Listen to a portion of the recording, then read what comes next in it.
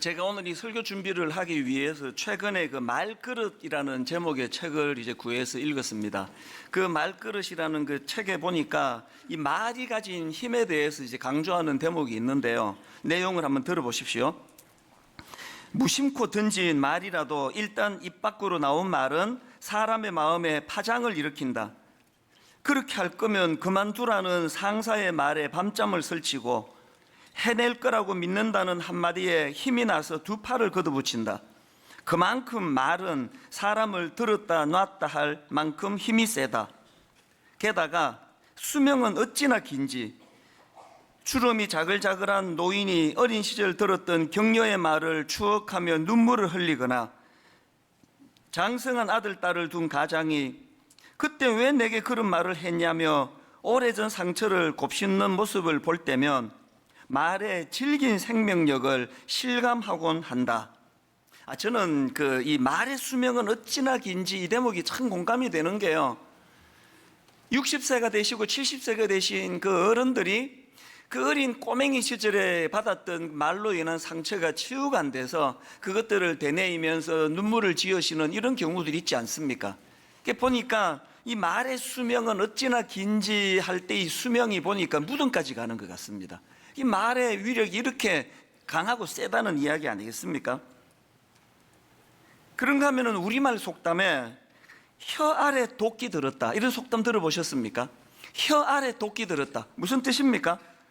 그 말이 지닌 위험성과 폭력성 이걸 경고하는 그런 말 아닙니까? 성경에도 좀 비슷한 내용의 그 말씀이 나오는데요. 잠언 12장 18절입니다. 칼로 찌름같이 함부로 말하는 자가 있거니와. 여러분, 우리가 그냥 무심코 한마디 툭 던졌는데 나는 그렇게 하고 잊었는데 상대방은 이 혀 아래 도끼가 있는 우리의 그 말 한마디 때문에 비수처럼 그 말이 꽂혀서 잠을 이루지 못하는 거, 이게 말이 가진 위력이라는 겁니다. 더군다나 야고보서 3장 8절에 보니까 혀는 능히 길들일 사람이 없나니, 이 죄성을 가진 우리가 가진 이 한계를 철저하게 인식하지 않으면은 이 말로 인해서 내 이 혀 밑에 있는 도끼로 얼마나 많은 사람을 다치게 할 수 있는가, 그런 내용 아닙니까? 이번에 제가 그 설교 준비를 하면서 쭉 살펴보다가 보니까 이 성경이 말과 관련된, 언어와 관련된 경고나 교훈의 말씀이 생각보다 너무 많은 거예요. 그 중에 제가 되게 재밌는 구절 하나를 발견했는데요. 잠언 18장 8절입니다.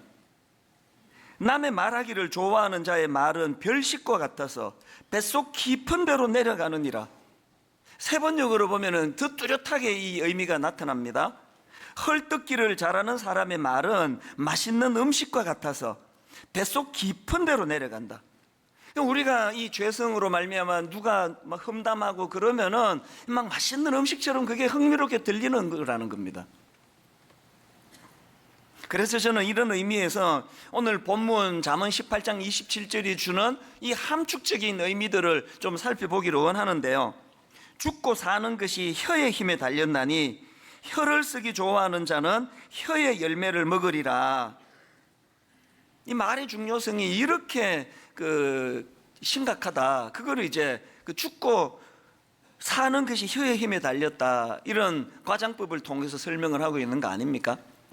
제가 결혼식 주례를 할 때 이제 사용하는 주례 본문이 한 6개, 7개 정도 되거든요. 그 중에 이제 제가 즐겨 사용하는 주례 본문 중에 하나가 고린도전서 13장 11절입니다. 내가 어렸을 때에는 말하는 것이 어린아이와 같고 깨닫는 것이 어린아이와 같고 생각하는 것이 어린아이와 같다가 장성한 사람이 되어서는 어린아이의 일을 버렸노라. 여기 신랑 신부 서 있을 때 제가 이렇게 권면을 합니다. 정말 행복한 가정을 만들고 싶었냐고, 정말 성숙한 가정을 만들고 싶었냐고. 그러면 먼저 본인이 갖고 있는 어린아이의 미숙한 태도, 이걸 버리는 것으로부터 시작해야 된다. 그 나이만 들어가지고 결혼을 했는데 어린아이의 미숙함을 버리지 못하고 결혼한 사람 때문에 그 배우자들이 얼마나 고통을 당하는 게 이게 현실 아닙니까? 그래서 저는 이 언어의 중요성이 너무나 성경이 강조를 많이 하기 때문에 새벽에 일어나면은요, 뭐 거창한 기도 안 합니다. 뭐 이찬수 목사가 뭐 한국 교회를 대표하는 교회 되게 주시옵소서, 그런 기도는 내가 정말 안 합니다. 지금도 무거워 죽겠는데 한국 교회까지 짊어지고 내가 어떻게 감당하겠습니까? 그런 어마어마한 기도는 저는 안 하고요, 어린애처럼 기도합니다. 아침에 일어나면은 하나님, 오늘도 저 때문에 상처받는 성도가 아무도 없기를 바랍니다. 하나님, 오늘도 헛소리가 새어나오지 않도록 입술에 파수꾼을 세워주시기 원합니다. 하루 일과를 마치고요, 막 어마어마하게 큰 일을 해서 보람이 있는 게 아니고요, 잠자리에 들면은 오늘도 내 말 실수를 안 했다, 오늘도 나 때문에 상처받는 성도가 없어서 참 감사하다. 이 인간의 감사가 참 소박한 거더라고요. 한국 교회를 들었다 놨다 해서 훌륭한 목사가 아니고요, 그 말에 실수가 없으면 그 훌륭한 목사라고 생각하거든요. 오늘 여기 우리 가장 되시는 분들, 또 한 가정의 아내 또 어머니로 가정을 섬기시는 분들, 여러분이 언어를 점검하셔야 돼요. 내 말이 이게 하나님이 기뻐하시는 성숙한 말인가? 그래서 저는 이런 면에서 오늘 이제 우리가 이 성숙한 언어를 사용하는 그런 그리스도인이 되기 위해서 제가 성숙한 언어 사용을 위한 두 가지 지침의 말씀을 드리려고 하는데요. 여러분, 성숙한 언어를 사용하고 싶으세요?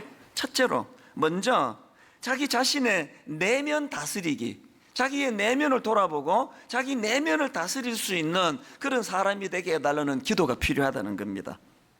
제가 앞에서 말하는 게 어린애 같으면 그 사람은 어린애 같은 미숙한 사람이다, 성경이 그렇게 정의한다고 말씀을 드렸는데, 그러면 이런 질문이 가능하겠죠. 왜 저 사람은 왜 말하는 게 왜 저렇게 어린애 같지?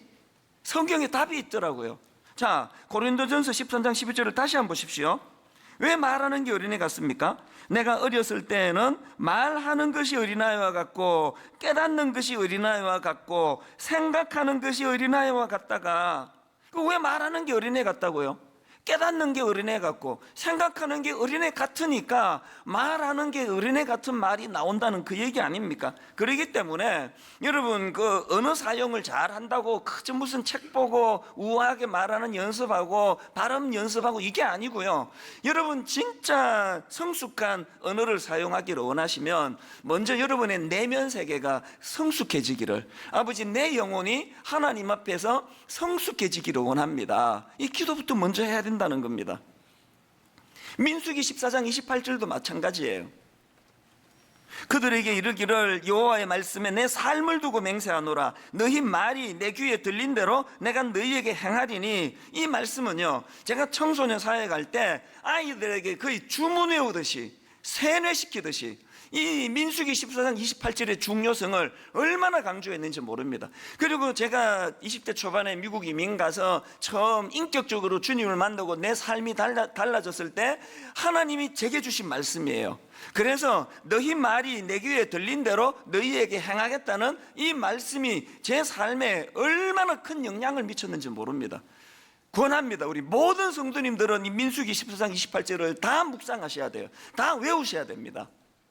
그러나 오해는 하지 마십시오. 너희 말이 내 귀에 들린 대로 내가 너희에게 행하겠다는 이 말씀이요, 그저 하루에 아침에 일어나가지고 막 주문해 오는 거 100번씩 나는 잘 될 거야, 나는 잘 될 거야, 나는 잘 될 거야, 그래가지고 주님이 이 말을, 이 주문을 들으시고 네 말대로 해주겠다는 이런 그 추구념 생각하시면 안 됩니다. 이 그런 뜻이 아니에요. 배경을 여러분 다 아시지 않습니까? 이스라엘 백성들이 홍해를 건너 가나안을 거쳐가지고 이제 가데스 바네아라고 하는 광야에 도달하는데, 이제 곧 목적지 가나안이 이제 코앞에 있습니다. 12명의 이제 간첩을 보냅니다. 지피지기 작전이죠. 우리가 싸워야 될 적들의 형세가 어떤지, 상황이 어떤지 40일 동안 샅샅이 정탐을 하고 돌아왔는데요, 똑같은 곳을 보고 온 이 정탐꾼이 딱 두 패로 나뉘는 거예요. 한 패는 우리 죽었다는 거예요. 큰일 났다는 거예요. 그들이 막 거인이고 우리 절대로 못 이긴다는 거예요. 그러면서 그 유명한 말 한마디를 했죠. 민수기 13장 13절입니다.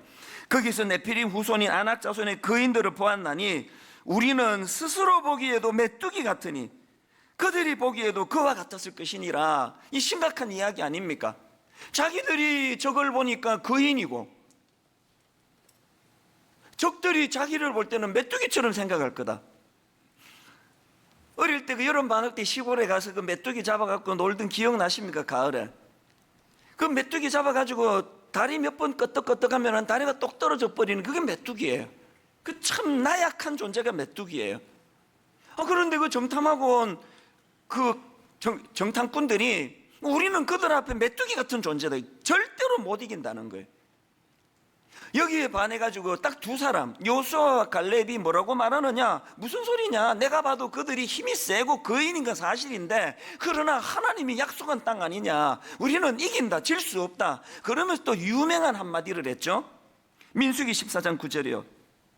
다만 여호와를 거역하지 말라. 또 그 땅 백성을 두려워하지 말라. 그들은 우리의 먹이라. 그들은 우리의 밥이라. 옛날 성경에 그게 되어 있습니다. 아니 어떻게 똑같은 상황을 정탐하고 똑같은 땅을 보고 왔는데 이렇게 평가가 다를 수 있느냐고요. 근데 비극이 뭐예요? 이 죄성을 가진 우리 인간의 비극은요, 항상 하나님의 약속을 근거로 한 낙관적이고 희망적인 말에는 귀를 기울이지 않고, 안 된다, 메뚜기다, 우리는 죽었다, 이런 데만 귀를 기울이는 게 우리의 한계 아닙니까? 이스라엘 백성들이 그 두 보고 중에 어느 쪽을 택합니까? 우리는 메뚜기다, 우리는 못 이긴다, 우리 인생 끝났다. 그래가지고요, 막 밤새 울고 불고 통곡을 하고 그 지도자 모세와 아론을 원망하고 이제 우리 죽었다, 왜 멀쩡한 우리를 유혹해가지고 우리를 죽게 만드느냐, 그러면서 이제 우리 애굽으로 돌아가야 된다, 비굴하게 벽도 꿇고 살더라도 목숨은 부지해야 될 거 아니냐, 이렇게 막 그냥 백성들이 부하내동하던 그 상황에 주신 말씀이 민수기 14장 28절이에요. 그들에게 이르기를 여호와의 말씀에 내 삶을 두고 맹세하노라. 너희 말이 내 귀에 들린 대로 내가 너희에게 행하리니. 자, 여기서 여러분 한 가지 꼭 짚어야 될 포인트가 있는데요. 아니 왜 같은 곳을 보고 와놓고 대세 12명 중에 10명이 지금 우리는 메뚜기 같다, 우리는 못 이긴다, 우리는 끝났다, 이런 걸 보고 왔는데 왜 꼭 여호수아와 갈렙은 다른 시각으로 보게 되냐는 거예요. 아니다, 우리 이길 수 있다, 반드시 이긴다. 그런 시각을 갖게 된 결정적인 포인트가 뭐냐? 9절을 다시 한번 보세요. 민수기 14장 9절. 그들이 왜 그렇게 우리는 이길 수 있다고 고백했느냐? 다만 여호와를 거역하지 말라. 또 그 땅 백성을 두려워하지 말라. 그들은 우리의 먹이라. 그들의 보호자는 그들에게서 떠났고 여호와는 우리와 함께 하시느니라. 그들을 두려워하지 마라. 지금 우리는 이길 수밖에 없다라고 낙관적인 선포를 하는 여호수아와 갈렙의 그 내면에 그들이 갖고 있는 건 여호와 하나님의 약속에 대한 신실함이에요. 시근하지 아니하신 하나님, 눈으로 보이기에 그들은 거인이고 눈으로 보기에 그들 앞에 서면 내가 메뚜기같이 초라한 거 사실이지만, 그러나 나는 믿는다. 뭘? 하나님의 신실하심을. 시근하지 않는 하나님께서 그 땅을 우리에게 주시겠다고 약속했기 때문에 우리는 망할 수 없다. 아까 제가 말씀드렸잖아요. 이 말씀을 악용하시면 안 된다고. 그 심리 이런 거 도입해가지고 아침에 일어나가지고 자기 암시, 나는 잘 될 수밖에 없다, 나는 잘 될 수밖에 없다, 이거 100번 하고 이제 내 말대로 될 거라고 하는, 이게 아니에요. 왜 제가 먼저 내 내면 세계를 먼저 성숙하게 다듬어야 된다고 말씀을 드리는지 아시겠죠? 이 민수기 14장 28절에 이 말씀이 우리의 삶 가운데 구현이 되기 위해서는 입에 발린 그런 심리적인 선포가 아니에요. 내 내면이 하나님에 대한 신뢰, 약속을 지키시는 하나님에 대한 믿음이 자리를 잡아야 되는 거 아닙니까? 제가 지난 저의 세월을 돌아보면요, 20대 초반부터 오늘까지 내 인생은 한 번도 되돌아선 적이 없습니다. 또 하나님이 이 정도 축복이면 난 여한이 없습니다. 근데 또 하나 더 올려주시고, 이 정도 축복이면 전 여한이 없습니다. 또 하나 더 올려주시고. 지난주 말씀드렸잖아요. 청소년 사역을 하는데 뭐 이 구름 위에 둥둥 너무 행복한 거예요. 막 견딜 수 없이 행복한 거예요. 만 10년 동안에. 그래서 제가 애들에게 이런 고백을 한 적도 있습니다. 목사님이 미국에서 단독 목회의 꿈을 가지고 한국으로 돌아왔는데 너희들하고 지낸 이 시간들이 너무 행복해가지고 목사님은 오늘 밤 죽어도 난 여한이 없다.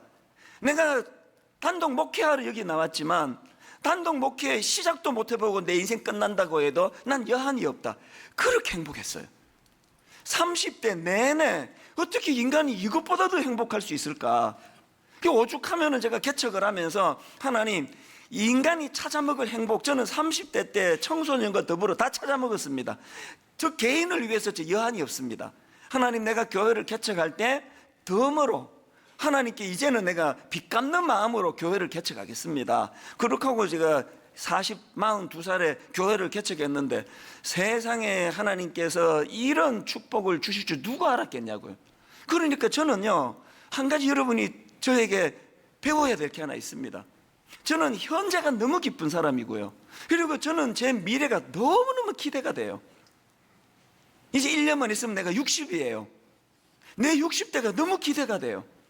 내 20대가 어떻게 출발했는데 30대가 어떻게 청소년과 더불어 이런 행복을 누렸고, 40대 교회를 개척하고 나서 말로 다 할 수 없는 기쁨을 누렸고, 50대 지금까지 내 기쁨은요, 이를 말로 다 못하는데, 이게 지금 이게 수학적인 그래프로 친다면 내 60대는 또 얼마나 아름답겠습니까? 이게 어떻게 가능한지 아세요? 민수기 14장 28절이에요 너희 말이 내 귀에 들린 대로 그대로 행하겠다. 이게 무슨 뜻이라 그랬죠? 주문에 얻어 주절거리는 의미가 아니라 신실하신 하나님을 내가 붙잡고 그 약속을 내가 신뢰할 때 내 내면 세계가 하나님을 향한 믿음으로 채워져 가면 이 약속은 반드시 이루어진다는 믿음이 있으니까 어떻게 해야 됩니까?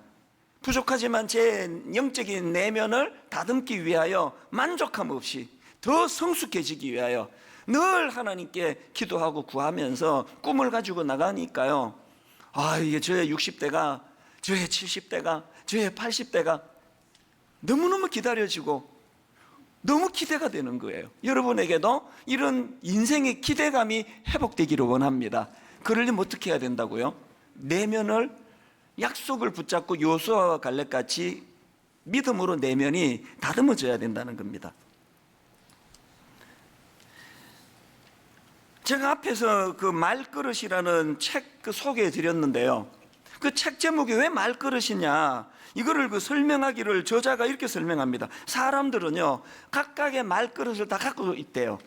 그런데 어떤 사람은 말그릇이 어린애 밥그릇처럼 조그만 그 넓이와 폭이 좁은 그릇을 갖고 있는 사람이 있고요, 어떤 사람은 이 말그릇이 넓고 깊은 그릇을 갖고 있는 사람이 있다는 거예요. 그래서 말그릇이 좁고 얕은 사람은 그 얕은 데서 생각나는 대로 막 그냥 되는 대로 말하는 거예요. 상대방에 대한 고려 이런 것도 없고 막 생각나면 툭툭 튀어나오는, 이게 얕은 그릇을 갖고 있는 사람의 태도고요, 깊은 그릇을 갖고 있는 사람은 말을 내뱉기 전에 상대방의 마음을 배려하고 상대방의 기분을 살피고 그렇게 신중하게 다가가는 이 말그릇이 깊이 있는 그릇을 가지고 있는 사람이다. 그 책이 주장하는 게 뭐냐 하면은, 그 말이라는 거는 그 사람의 인격이고 그 사람의 됨됨이고, 말이라는 거는 그 사람이 갖고 온 이 내면의 깊이를 드러내는 거라는 거예요. 아까 제가 서두에 아무리 신문에 이름 막 계속 나오는 유력한 정치가를 만나도 한 10분 이분 말하는 게 어린애 같으면 얕잡아 보인다니까요. 왜? 아무리 뭘로 포장해서 여기까지 왔는지 모르지만 만나보니까 이 사람은 그 깊이가 미성숙한 어린애와 같기 때문에 그런 사람에게는 긴장이 안 생기거든요. 저는 여러분의 내면이 하나님이 기뻐하시는, 믿음으로 말미암아 하나님이 기뻐하시는 깊은 성숙을 향한 몸부림으로 다져진 이 말그릇이 크고 넓은 말그릇을 가진 주님의 자녀들 되시기를 바랍니다. 두 번째로요, 성숙한 언어를 사용하기 위해서 한 가지 지침이 더 있습니다. 감사의 언어 회복하기. 제가 이번에 참 그 깨달음 하나를 에베소서 읽다가 얻었는데요, 에베소서 5장 3절 4절을 보십시오. 음행과 온갖 더러운 것과 탐욕은 너희 중에서 그 이름조차도 부르지 말라. 이는 성도에게 마땅한 바니라. 누추함과 어리석은 말이나 희롱의 말이 마땅치 아니하니 오히려 감사하는 말을 하라. 여기서 제가 발견한 게 이 말씀의 구조예요. 여기 보니까요, 그 악한 말과 행동이 무려 흉측한 표현이 6가지가 등장을 해요. 음행, 온갖 더러운 거, 탐욕, 누추함, 어리석은 말, 희롱의 말, 이런 악한 말과 행동이 쭉 열거가 되는데요, 이것들의 대항마로 주시는 하나님의 대항마는 딱 하나예요. 뭐예요 그게? 오히려 감사하는 말을 하라. 와, 이걸 깨닫고 제가 정말 은혜를 많이 받았습니다. 온갖 우리 내면에 추잡한 거, 우리 입술에 그 악한 말, 이 모든 것을 안 하려고 애쓰지 말고요, 하나를 회복하시면 돼요. 뭘? 오히려 감사하는 말을 하라. 이 감사하는 말이 지닌 파워, 능력, 이게 엄청나다고 성경은 말하거든요. 그래서 저는 오늘 중요한 선포를 하나 하려고 하는데요, 참 오랜만에 하는 선포입니다. 지금 우리가 전 교회적으로 감사 노트 쓰고 있지 않습니까? 이게 지금 고맙게도요, 많은 교회에 지금 이것이 지금 파급이 돼가지고요, 이게 뭐 전무후무하게 지금 그 감사 노트가 지금 판매가 되고 지금도 베스트셀러에 들어가요. 많은 분들이 이제 감사 노트를 가지고 출근해가지고 감사노트를 먼저 기록하고, 혹은 잠자리에 들기 전에 감사노트를 기록하고, 혹은 가정예배를 드리면서 가족 간에 감사노트를 기록하고, 그렇게 하는데요, 오늘 뭘 제가 선포하느냐, 거기다가 덧붙여서 말로 감사를 표현하기 운동을 벌일 거예요. 감사 노트 쓰기는 그 내면의 문제잖아요. 자기를 성찰하는 문제잖아요. 그거 갖고는 안 됩니다. 감사를 표현하셔야 돼요. 저는 뭐 여러분 다 아시지만 우리나라가 너무 좋은 사람이에요. 전 가족이 이민을 갔는데 저 혼자 한국으로 역이민 와가지고 되돌아와 산 지가 지금 만 29년째거든요.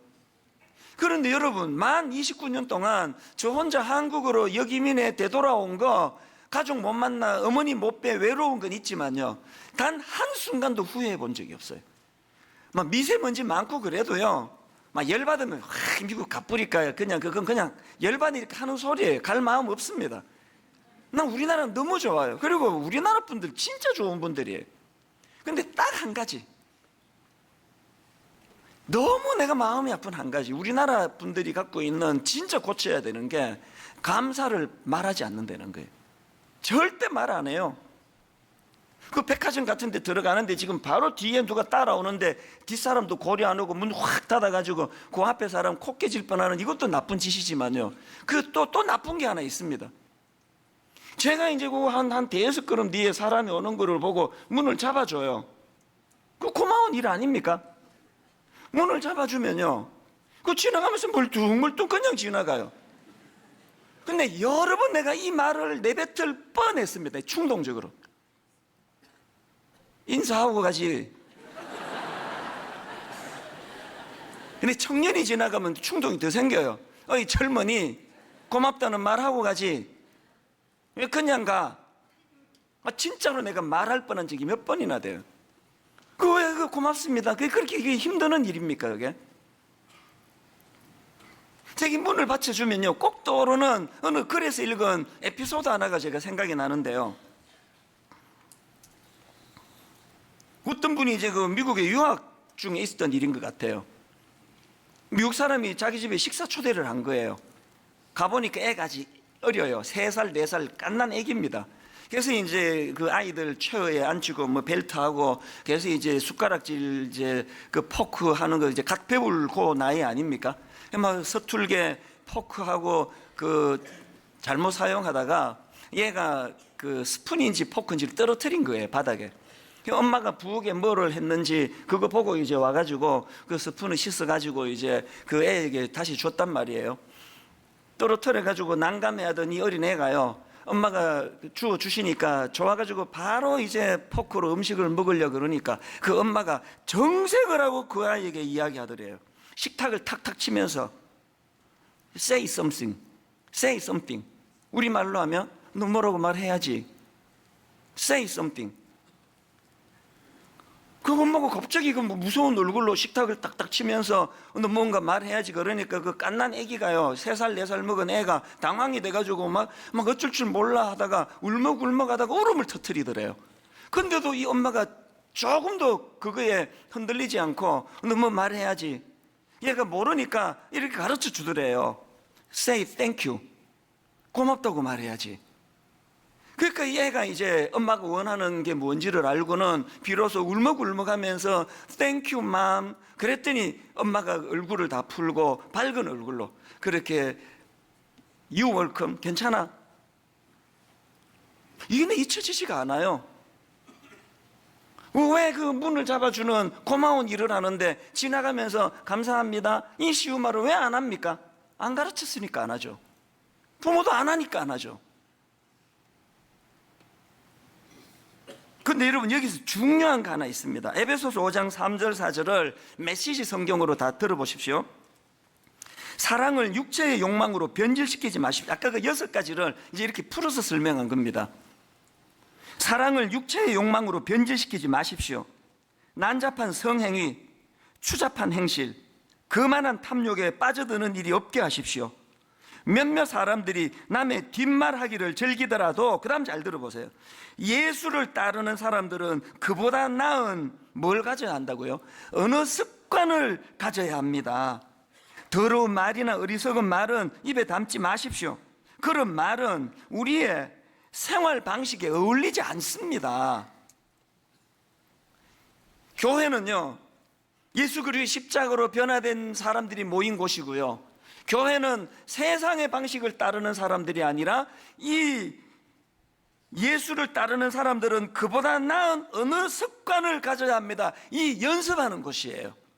이제 오늘부터 한 달 내내 화장실에서 누구를 만나든 차를 몰고 주차장으로 들어가는데 주차 봉사하시는 분 땀을 뻘뻘 흘리고 봉사하면 차 문을 내리고 간단하게 한마디만 하면 되잖아요. 수고하십니다, 감사합니다, 고맙습니다. 한국말이 서투시면 땡큐 그렇게 하고 들어가세요. 그 어렵습니까? 우리가 교회에서 감사하는 표현을 하는 이 언어 습관을 교회에서 회복을 해야 돼요. 정광 목사님이 쓴 평생 감사라는 책이 있는데요, 거기 보니까 미국에서 가장 많이 사용하는 언어 50개를 선별을 했대요. 미국 사람들이 가장 많이 쓰는 언어 50개를 선별했더니 그 중에서 1위가 뭔지 아세요? 그 중에서 땡큐, 감사합니다, 이게 28%, 이게 가장 자주 사용하는 단어로 선정이 됐다는 거예요. 미국이요, 청교도 정신 많이 잃어버리고 많이 타락했지만 그러나 그 중심에 정신을 그대로 갖고 있는 거 아닙니까? 우리 교회가 하자고요. 누구에게나 우리 가정에서 하자고요. 제가 우리 아이들에 대하여 존대어를 쓰지 못한 게 좀 후회스러웠다고 말씀드렸는데, 요즘에는 내가 할 수 있는 게 있습니다. 애들에게 고맙다는 말을 의도적으로 많이 하려고 애를 써요. 아들아, 참 고맙다, 네가 그렇게 말해주니까 아빠가 참 고맙네. 딸아, 참 고맙다. 가정예배 드릴 때마다. 그래서 제가 이 설교 말씀을 준비하면서 황성주 박사님이 쓴 감사력이라는 책이 있는데요, 그 책에 여러분 왜 예전에 죽을 때 후회하는 25가지라는 베스트셀러 기억나시죠? 이 책은요, 호스피스 전문의사 오츠 슈이치 박사, 그 일본 사람인데요, 이분이 이제 죽음을 앞둔 환자 1000명을 심층 면접을 했다는 거예요. 당신이 지금 그 임종을 앞두고 있는 사람들에게 당신이 지나온 삶을 되돌아볼 때 제일 후회되는 게 뭡니까? 그것을 1000명을 조사했더니 1위가 뭔지 아세요? 1위가? 사람이 죽으면서 제일 후회되는 1위가 뭐냐? 사랑하는 사람에게 고맙다는 말을 좀 더 많이 했더라면. 황성주 박사님 책에서 제가 그 글을 읽으면서 나는 죽으면서 이 후회만큼은 하지 않도록 해야 되겠다 결심한 거예요. 여러분, 죽으면서 사랑하는 사람에게 고맙다는 말을 좀 더 많이 했더라면이라는 이게 1위라고 한다면, 오늘부터 이제 우리가 다시 한번 감사를 표현함으로 그래서 유대인의 격언 중에요, 이런 격언이 있습니다. 감사합니다라는 말이 혀에 붙기 전까지는 아이에게 아무 말도 가르치지 마라. 다시 들어보세요. 감사합니다라는 말이 혀에 붙기 전까지는 아이에게 아무 말도 가르치지 마라. 그런데 여기서 중요한 포인트가 하나 더 있는데요. 아까 에베소서 5장 4절을 다시 한번 보십시오. 누추함과 어리석은 말이나 희롱의 말이 마땅치 아니하니 오히려 감사하는 말을 하라. 여기 나오는 오히려 감사하는 말을 하라 할 때 감사하는 말은요, 헬라어로 유카리스티아라는 단어예요. 이 단어는 합성어인데요, 좋은이라는 뜻을 가진 의미입니다. 그 다음에 은혜, 이런 뜻을 가진 카리스, 이 합성어라는 거예요. 그러니까 여기 나오는 오히려 감사하는 말을 하라는 것은 하나님 은혜에 대한 감사의 말로 해석할 수 있다는 거예요. 뭘 의미합니까? 영적인 문제. 이거는 감사합니다 그러면 가정교육 잘 받았네, 교양이 있네, 아니에요. 감사는 영적인 문제예요. 그리고 보니까 디모데후서 3장 1절 2절을 보십시오. 너는 이것을 알라. 말세에 고통하는 때가 이르러 사람들이 자기를 사랑하며 돈을 사랑하며 자랑하며 교만하며 비방하며 부모를 거역하며, 그 다음 나오는 게 뭡니까? 감사하지 아니하며. 거룩하지 않는 거랑 그 앞에 나오는 게 감사하지 않는 거예요. 그런가 하면 로마서 1장 21절 하나님을 알되 하나님을 영화롭게도 아니하며 감사하지도 아니하고 오히려 그 생각이 허망하여지며 미련한 마음이 어두워졌나니. 말씀드렸잖아요. 왜 말하는 게 어린애 같다고요? 내면이 어린애 같으니까 말하는 게 어린애 같다고. 내면이 영적으로 허망해지고 내면이 영적으로 미련한 마음이 어두워져 있으니까 감사가 안 나온다는 거예요. 그렇기 때문에 우리도 다윗처럼 기도해야 됩니다. 시편 52편 10절 하나님이여 내 속에 정한 마음을 창조하시고 내 안에 정직한 영을 새롭게 하여 주시기 원합니다. 여러분 내면에 정한 마음을 창조하시는 주님, 정직한 영을 새롭게 하시는 주님께서 내 내면 세계를 다듬어 주심으로 말미암아 감사의 입술이 회복되기를 주님 이름으로 축원합니다. 결론을 맺습니다. 아까 일부 예배 때요, 많은 분들이 우시더라고요. 제가 이런 말을 드렸거든요. 엎질러진 물인데 우리가 애들 사랑해서 교육한다고 하긴 했지만 열정탕꾼 것 같은 말을 얼마나 많이 내뱉었냐고. 니까짓 게 메뚜기 같은 네가 뭐가 잘 되겠냐고. 이렇게 게을러서 공부를 이렇게 못해가지고. 그래서 제가 이런 복을 빌어드렸어요. 아까 제가 언급해드린 그 말씀 속에는 이 말의 능력이 얼마나 긴지, 이게 유효기간이 무덤까지 간다 그랬지만, 하나님 오늘 우리가 회개할 때에 우리 저 아이들에게, 우리 배우자 남편이나 아내에게 내가 해서는 안 되는 나쁜 말을 내뱉었던 것들 저들의 뇌리에서 다 지워주시기 원합니다. 망각할 수 있는 은혜를 주시기 원합니다. 그리고 오늘부터 다시 시작하기를 원합니다. 어떤 말로? 감사하는 말, 축복의 말, 믿음을 바닥에 둔 감사의 말이 회복되는 그런 저와 여러분 되시기를 바랍니다. 우리 주 예수 그리스도의 은혜와 하나님 아버지의 다함없는 사랑과 성령님의 감동, 감화, 위로, 교통, 충만하심의 역사가 오늘 주신 이 지침을 마음에 담고 감사가 입술에서 흘러나오며 그것으로 가정이 살아나는 것을 경험하고 눈으로 목도할 수 있는 그 꿈을 가지고 다짐하며 예배하는 모든 주의 자녀들 머리 위에 지금부터 영원토록 함께 하시기를 간절히 축원하옵나이다. 아멘.